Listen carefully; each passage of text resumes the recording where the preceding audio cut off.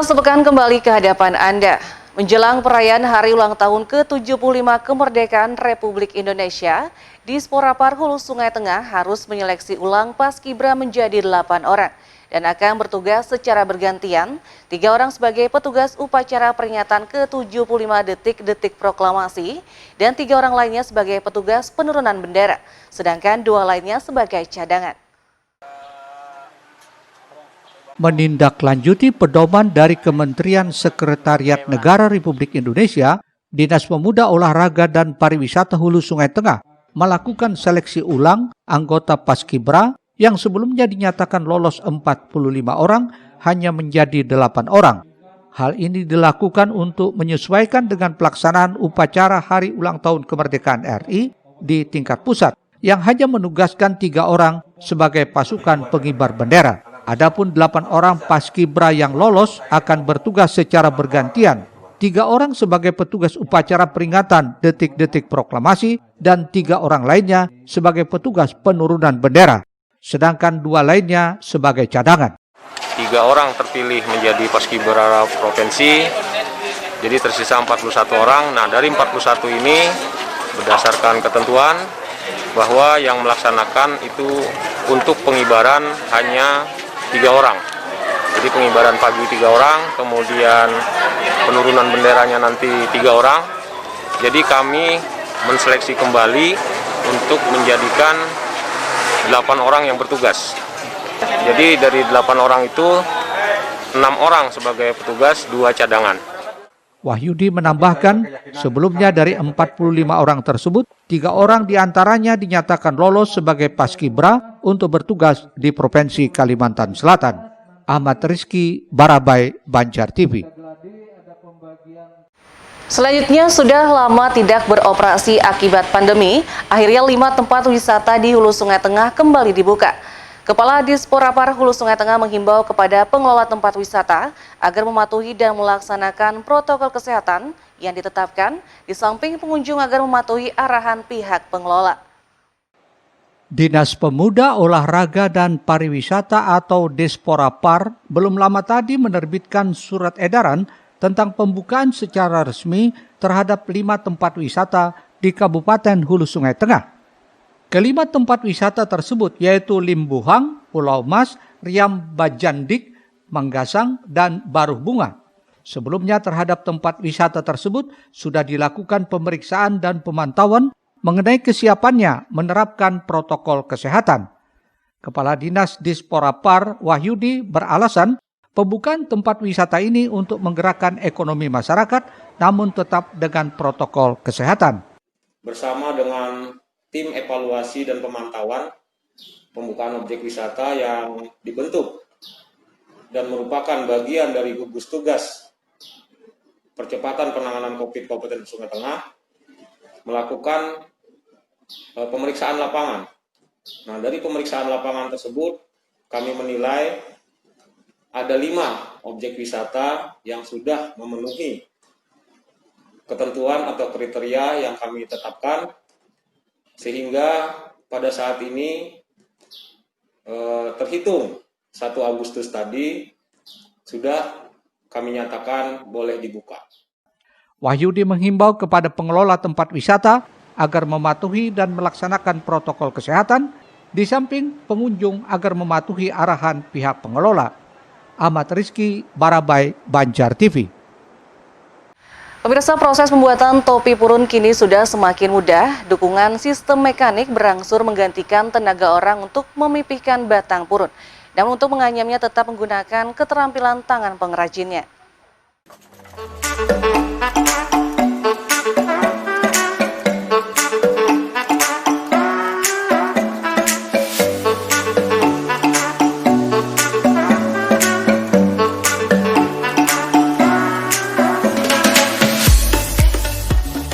Tanaman purun umumnya hidup di lahan basah, di paya atau rawa-rawa. Dikenal sebagai bagian dari jenis rumput atau teki-tekian. Sering dimanfaatkan untuk bahan anyam-anyaman. Sejak lama jenis rerumputan ini dijadikan orang untuk membuat tikar, bakul, topi, hasil kerajinan tangan lainnya. Untuk dapat menganyam purun, sebelumnya harus melalui proses penjemuran dan pemipihan atau dipipihkan. Dulu untuk memipih batang purun, orang menggunakan alu. Rupanya sekarang ini untuk memipih batang purun, orang sudah menggunakan sistem mekanik. Bermodal alat penumbuk dari kayu yang digerakkan dengan mesin, jadilah perangkat alu tidak terpakai lagi. Itulah yang kini dilakukan sebagian warga desa Pebaungan Hulu dan Pebaungan Hilir, Kecamatan Candilaras, Kabupaten Tapin. Satu persatu setiap ikat purun dimasukkan ke dalam alat penumbuk agar purun menjadi pipih. Jika prosesnya dilakukan sendiri, cukup membayar Rp2.000 setiap ikat. Tetapi jika menggunakan tenaga sang pemilik mesin atau buruh lainnya, harus membayar Rp4.000. Bila menutup seorang 2.000 aja. Bila buruh yang menutup akan 4.000. Anak gue ada aja bang, P33 itu nah. Yang lainnya orang seorang. Ini hasil kerajinan masyarakat tempat desa Pebaungan Hilir, Hulu. Hulu. Mereka ini bekerja sudah mulai umur 10 tahun sampai anak kawin bisa beranakan sampai ini ada anak 2, ikan anak berapa? Siko. Jadi mulai umur 10 tahun bayangkan. Topi purun asal Candilaras atau Margasari ini ternyata tidak hanya untuk memenuhi kebutuhan lokal, akan tetapi juga dijual sampai ke Pulau Jawa. Pengrajin umumnya hanya menjual di tempat dan pembelinya datang ke desa Pebaungan Hilir untuk dibawa ke berbagai tempat. Kamarul Hidayat, Banjar TV. Informasi lainnya, di masa pandemi COVID-19 saat ini memunculkan berbagai tren dan hobi baru di masyarakat. Salah satunya bersepeda yang kian digemari, mulai dari kalangan anak-anak hingga orang dewasa. Untuk itu, pembina Tinjaks Banua menghimbau para goeser untuk selalu menaati aturan lalu lintas demi kenyamanan dan keamanan bersama saat melintas di jalan raya.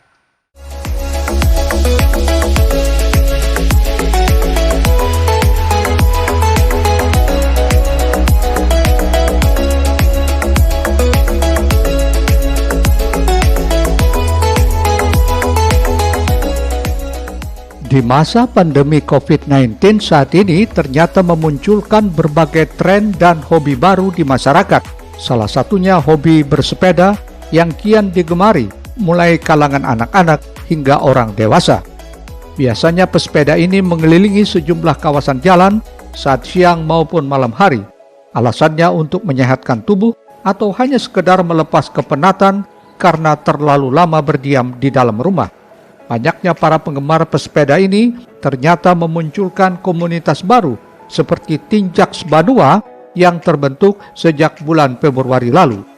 Dengan bertambahnya jumlah pesepeda ini menimbulkan kekhawatiran tidak menaati aturan lalu lintas saat di jalan raya yang dapat membahayakan diri sendiri juga orang lain.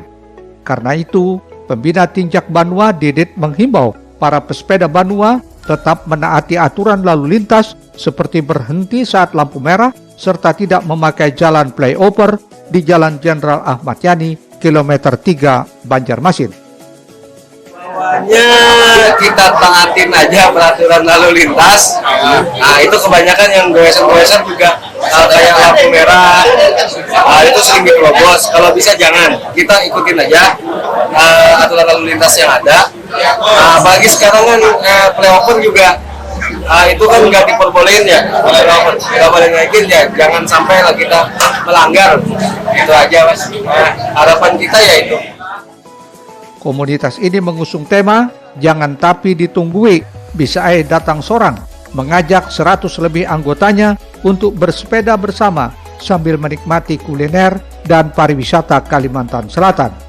Erwin Yudanwari, Banjar TV.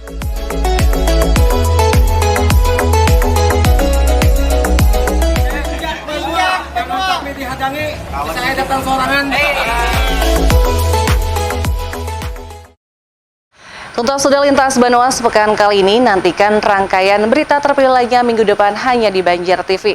Nah, sebelum saya pamit, kita langsung berbicara dengan owner dari Irma Sasirangan yang mungkin sudah dikenal di mana-mana. Oke, Assalamualaikum Bapak. Waalaikumsalam. Nggih. Apa kabar hari ini Pak? Baik.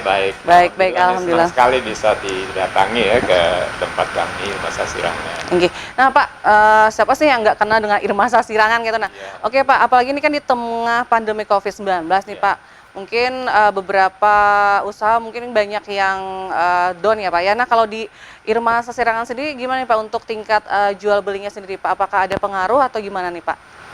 Iya, ini kan kita masa pandemi ini kan sudah berlangsung hampir 6 bulan ya berjalan, dan kami menyesuaikan dengan kondisi karena ada anjuran bahwa kita tidak boleh mengumpul orang banyak. Nah, di sini kan karena tamu banyak sebelum masa pandemi, sehingga kami memutuskan untuk tutup kemarin selama hampir 3 bulan. Hampir 3 bulan Pak. Dan ini kami buka kembali. Ya, kami melihat juga ada animo masyarakat yang mau ingin berbelanja langsung ke sini meskipun jumlahnya tidak terlalu banyak. Dan kami merasakan bahwa selama masa pandemi ini penjualan kami memang sangat menurun sekali. Dan saya kira tidak hanya Sasirangan saja, tapi juga seluruh sektor lainnya ya. Jadi ya kami berusaha untuk bagaimana meningkatkan penjualan yang semula secara offline saja, tapi karena banyaknya tamu-tamu yang tidak berani ke Banjarmasin sehingga penjualan offline ini menurun. Akhirnya kami membuatlah kebijakan untuk bisa melakukan penjualan secara online. Oh, secara online. Kami sudah membuka toko-toko di marketplace ya. Website kami juga ada. Jadi bagi langganan yang tidak bisa datang ke Banjarmasin, silakan untuk bisa membeli melalui marketplace. Oh, secara online Pak lah. Di sana tersedia macam-macam produk yang kami tampilkan. Nah, kemudian harga juga tidak berbeda dengan harga yang dijual di offline. Bahkan lebih mudah, saya kira cuma di rumah saja kan. Tinggal pencet handphone. Kemudian bebas ongkos itu. Oh, bebas ongkir malah. Hampir semua bebas ongkir. Tapi kalau mau cepat ya ada memang ongkos yang ditambahkan. Nah, kalau untuk produksinya sendiri Pak, apakah tetap produksi atau gimana nih Pak untuk di masa pandemi ini Pak? Memang kami mengurangi produksi karena kami khawatir apabila kami misalnya terus produksi seperti semula, khawatirnya nanti bahan baku habis dan kami kesulitan untuk bisa membeli karena antara penjualan dengan produksi kan tidak seimbang. Sehingga kami batasi yang semula 2 shift itu bekerja setiap hari, sekarang 1 shift saja. Dan kami gilir itu waktunya selang sehari, sehingga produksinya juga kami batasi. Sebagaimana yang kamu lihat di sini banyak kain stok. Ya, kain stok bertumpuk di biasanya sudah langsung habis Pak lah. Biasanya kami malah kekurangan kalau ya sebelum masa pandemi ini. Karena tiap hari datang tamu. Pasti ada tamu. Jadi kami tidak terpikir untuk membuka toko secara online. Karena di tempat kami sendiri pun masih banyak. Maklum lah karena kita ini kan produksinya manual. Tapi permintaan banyak. Oke, nah Pak, kalau untuk apa nih harapan ke depan nih Pak? Apa nih khususnya untuk usaha Irma Sasirangan sendiri Pak? Apa nih dari Bapak? Ya, saya yakin aja bahwa prospeknya bagus Irma Sasirangan. Karena Irma Sasirangan ini satu produk unggulan daerah yang dibanggakan oleh masyarakat kita.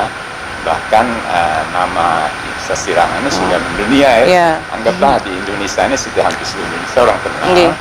Melalui tamu-tamu yang berkunjung, membeli produk ini, kemudian memberi keluarga-keluarga juga sahabatnya. Saya kira selama nanti masih kunjungan itu tingkat hunian di hotel tinggi, ya, insya Allah untuk produk-produk Irma Sasirangan maupun yang lainnya itu juga banyak minat yang dibeli oleh kunjungannya tamu-tamu dari berbagai daerah. Oke, nah Pak, mungkin terakhir nih Pak, keunggulan dari produk Irma Sasirangan sendiri apa nih Pak, mungkin dibanding Sasirangan yang lainnya? Mungkin ada ciri khasnya tersendiri atau gimana nih Pak? Ya, kami kan sebagaimana kamu lihat di banyak jenis-jenis yang bisa kami produksi, sehingga banyak pilihan bagi pembeli, bagi pengunjungnya. Misalnya kalau tidak ingin membeli kain, tapi bisa membeli baju secara langsung jadi Pak lah. Jadi bisa dipakai. Bahkan ada oleh-oleh lain, aksesoris juga yang bisa Dan ciri kami di sini, kami satu-satunya yang memproduksi kain dari sutra TBM. Itu memang harganya mahal. Gimana? Karena Ya, sutra tapi malah. itulah satu-satu keunggulan kami, di mana banyak para pejabat itu membeli hadiah itu untuk dikasih ke tamu. Lagi kalau ada pejabat yang datang kayak gini banyak mesin, biasanya itu yang dijadikan Oleh-oleh. tamu tersebut. Oke Pak, terima kasih atas waktunya. Kita doakan semoga usaha khususnya di Kota Banjarmasin tambah maju dan tidak ada pengaruh dan corona cepat berlalu. Oke, terima kasih waktunya Pak. Assalamualaikum. Oke. Akhir kata saya Murtasia dan yang bertugas undur diri dari hadapan Anda. Selamat menikmati hari libur Anda. Wassalamualaikum warahmatullahi wabarakatuh.